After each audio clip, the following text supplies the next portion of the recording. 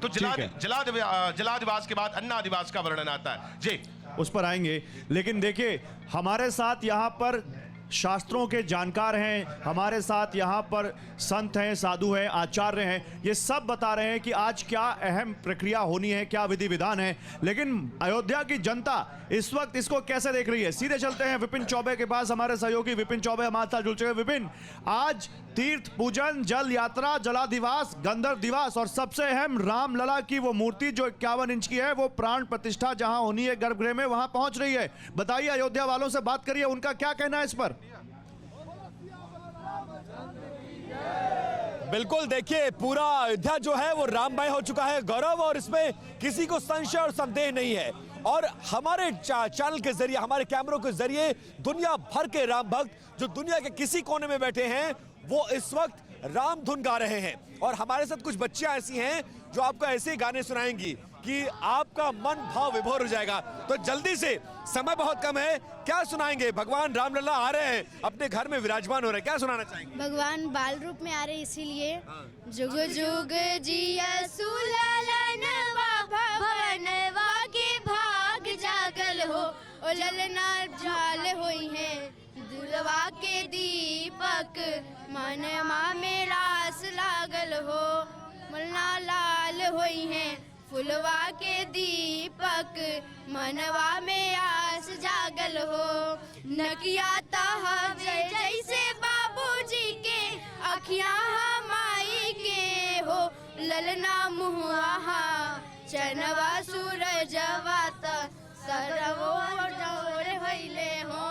बहुत सुंदर, बहुत सारे साधु संत भी हैं। महाराज जी, क्या चल रहा है अयोध्या में, क्या चल रहा है? इस समय तो बस एक ही चीज चल रहा है अयोध्या में, तो बस एक ही बात कहनी है कि राम सिया राम, सिया राम जय जय राम, राम सिया राम, सिया राम जय जय राम। और पुराण जीती सुजत सुर गावत, सीता सहित अनुज प्रभु आवत, राम सिया राम, सिया राम जय जय राम, राम सिया राम, सिया राम। और त्रेता युग में जब दशरथ जी के आंगन में राम जी विचरण करते थे, जो खुशी होती थी, आज हम अयोध्या वासियों को प्रसन्नता मिले। कैसे? तो कहा कि विपिन, आप रहिए, वो जो आपके साथ साधु महाराज हैं वो काफी अच्छा इस वक्त भगवान राम के लिए जो भजन गा रहे हैं, आएंगे। हमारे साथ भी यहाँ विनयानंद जी हैं और हमारे साथ यहाँ मानसदास महाराज जी भी आने वाले हैं, और वो भी बहुत अच्छा भजन गायन करते हैं।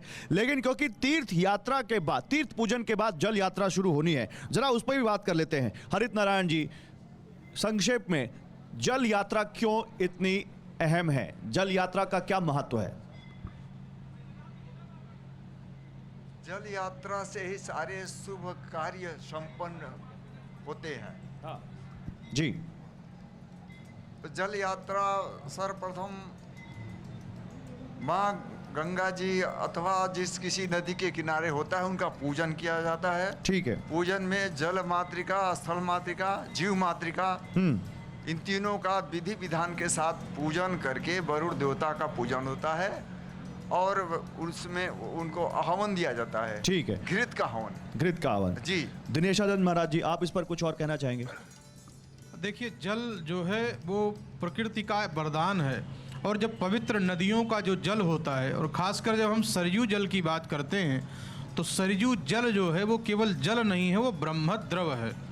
ब्रह्म को द्रव के रूप में देखना है तो हम सरयू माता का दर्शन कर सकते हैं। और त्रेता काल से लेकर के और आज तक के जो साक्षी का सौभाग्य प्राप्त हुआ है वो माँ सरयू को प्राप्त हुआ है। तो मुझे लगता है कि बिना इनकी यात्रा के, बिना इनको कलश में स्थापित किए हुए राम मंदिर की प्रतिष्ठा कुछ अधूरी सी रहेगी।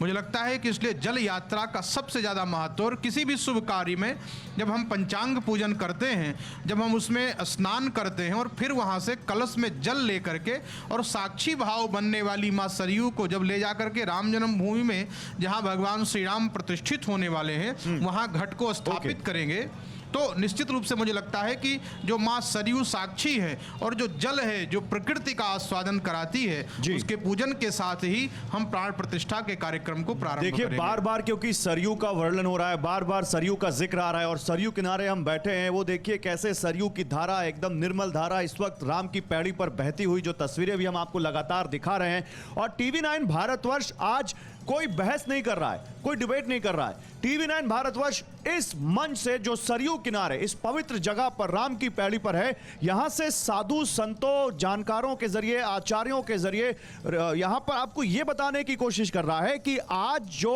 18 जनवरी को प्राण प्रतिष्ठा समारोह की प्रक्रिया है और आज जो विधि विधान है उनकी क्या महत्ता है, वो क्यों इतने बहुत जरूरी हैं और उनके जरिए क्या संदेश जाएगा, उनके जरिए प्राण प्रतिष्ठा में आज कौन से विधि विधान किए जाएंगे, ये सब हम आपको बता रहे हैं साधु संतों के जरिए, आचार्यों के जरिए। यहां मैं वरुण दास महाराज जी, जल यात्रा की बात हो रही है, जरा और प्रकाश डालिए जल यात्रा पर, जरा और हमारे दर्शकों को बताइए जल यात्रा से क्या उन जल यात्रा की क्या अहमियत है प्राण प्रतिष्ठा में।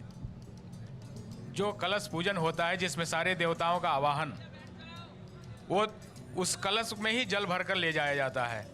और यहाँ पर सहस्त्रधारा घाट है, जहाँ पर अयोध्या में सबसे पवित्र घाट और सबसे सिद्धिदायक घाट माना गया है, जहाँ संत जन भक्तजन सरजू के जल में खड़े होकर उसके किनारे जप तप करके और सिद्धियाँ प्राप्त करते हैं।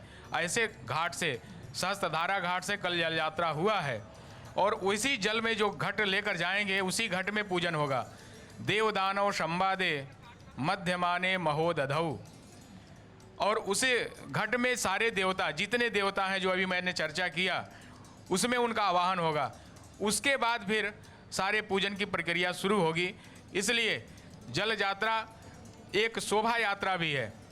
जब जल यात्रा लेकर हम चलते हैं तो उसी समय हमारे भाव पवित्र हो जाते हैं, उसी समय जानने वाले देखने वाले सब देखते हैं और उसके साथ उनका तारतम्यता, उनकी जुड़ाव हो जाती है। अच्छा। जब हम नगर से चलते हैं तो वे सारे लोग देखते हैं और हमारे यात्रा में शामिल होते हैं।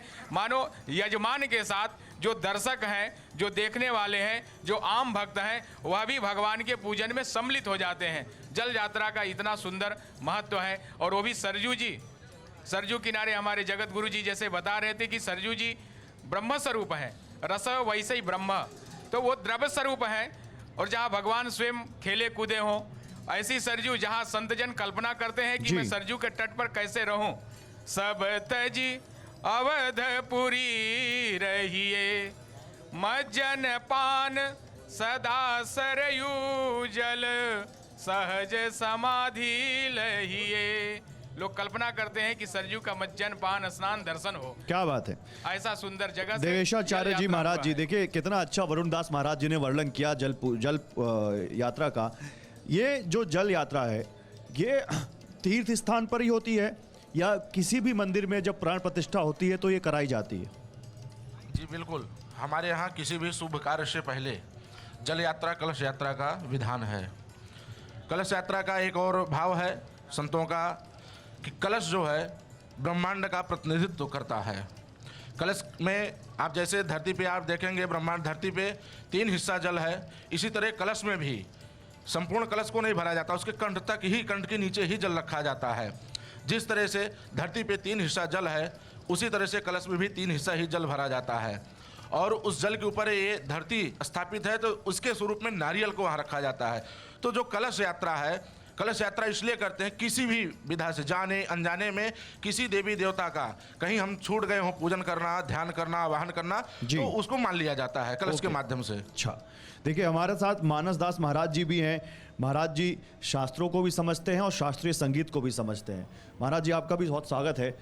महाराज जी, क्योंकि आप अपने संगीत के जरिए भगवान की आराधना करते हैं और आज बहुत अहम दिन है। आज भगवान राम की जो प्रतिमा स्थापित होनी है वो गर्भगृह में पहुंच रही है, तो उस पर आपका क्या कहना है? जल यात्रा और तीर्थ पूजन, इस पर हम बात कर रहे थे। मानस दास महाराज जी कुछ इस पर बोलना चाहें? ठाकुर जी आ रहे हैं जी। ठाकुर जी के आगमन में बंधनवार पताके, चारों तरफ इत्र का छिड़काव हो रहा है, तो उसका स्वागत हम लोग इस तरह से करते हैं। तेरी सखी मंगल गावोरी, धरती अंबर पुजाओ जी, आज उतरेगी पी की सवारी। तेरी कोई काजल लावो री, मोहे काला टीका लगावो री, उनकी छवि से दिखूं मैं तो प्यारी। चौक पुरावो, माटी रंगावो, आज मोरे पिया घर आवेंगे, आज मोरे पिया घर आवेंगे, आज मोरे पिया घर।